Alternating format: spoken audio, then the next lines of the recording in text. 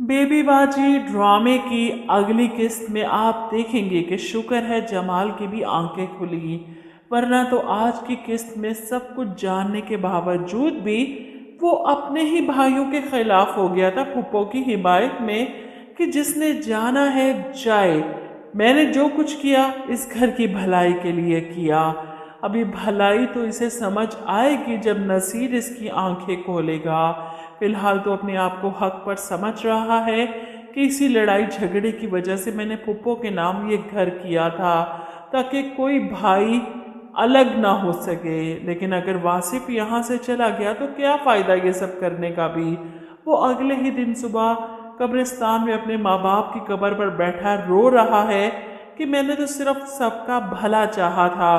जिस दिन से आप दोनों गए हैं उस दिन से लेकर अब तक मैंने पूरी कोशिश की कि हम चारों भाई मिलकर एक साथ रहें, लेकिन मैं नाकाम हो गया। शायद ये मुमकिन ही नहीं।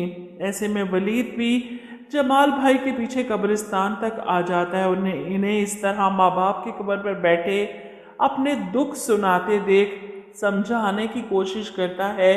भाई मैं जानता हूँ आपने जो कुछ किया सब भाइयों को यकजा करने के लिए किया, लेकिन आपको नहीं लगता कि सब भाइयों को एतमाद में लेकर अगर ये कदम उठाते तो इतना हंगामा ना होता।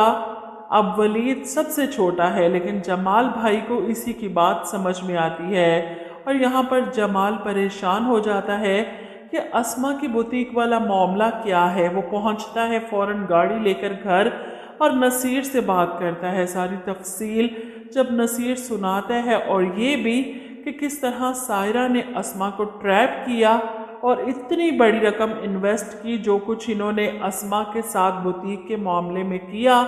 अब मैं भी इन लोगों को इस घर में नहीं देखना चाहता। मुझे समझ नहीं आती कि सायरा के पास इतनी बड़ी रकम कहाँ से आई। खाली हाथ इस घर में आई थी भाई ये तीनों। इसके अब्बा की पेंशन की रकम थी इनके पास, तो यहाँ क्या लेने आई थी, फिर क्या ज़रूरत पड़ गई थी इन्हें। ये सुनकर जमाल परेशान अब इस बात की इन्वेस्टिगेशन करता है कि सायरा के पास इतनी रकम कहाँ से आई। और फिर जब इसे पता चलता है कि इसकी दुकान और घर दोनों गिरवी रखकर सायरा और फुप्पो बेगम ने ये रकम बैंक से लोन ली है, ये सुनकर तो जमाल के होश उड़ जाते हैं। ऐसा कैसे कर सकती हैं वो दोनों। फुप्पो इतना बड़ा धोखा कैसे दे सकती हैं। वो गाड़ी भगाता है दोबारा घर की तरफ और सीधा फुप्पो के कमरे में पहुंच जाता है। आप इस हद तक भी गिर सकती हैं मैंने कभी सोचा नहीं था। किस भाव आपने मेरे एतमाद को बाजार में बेचा है। फुप्पो बस फैसला हो गया, कल आप मेरे साथ वकील के पास जाएंगी और जो कुछ हमारा है वो हमें वापस लौटाएंगी।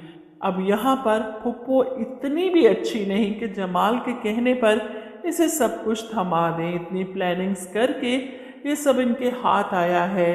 अब जमाल को दिन में तारे दिखाने का वक्त आ गया।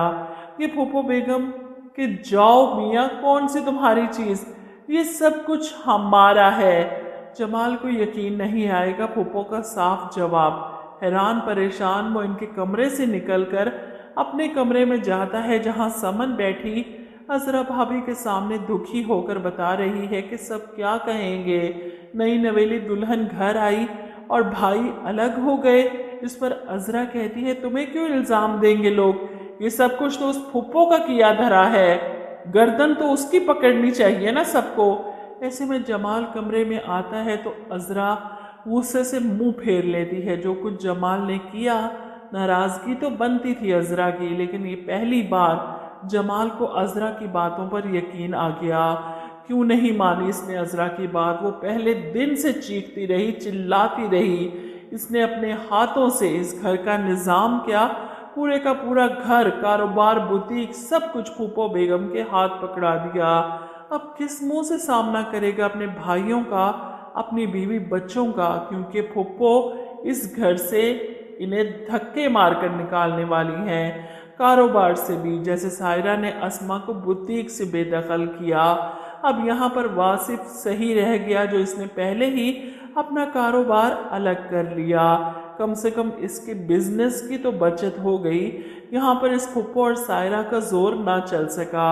अब देखते हैं कि अजरा अपने शोहर जमाल के साथ मिलकर किस तरह इस फुप्पो और सायरा से सब कुछ वापस हासिल करने में कामयाब होंगी। अब आशी ही है जो इन लोगों की मदद कर सकती है, क्योंकि जानती है कि मामू मुमानी इसके मोहसिन है और जो कुछ नानी और इसकी माँ ने किया वो इस सब में शरीक नहीं थी।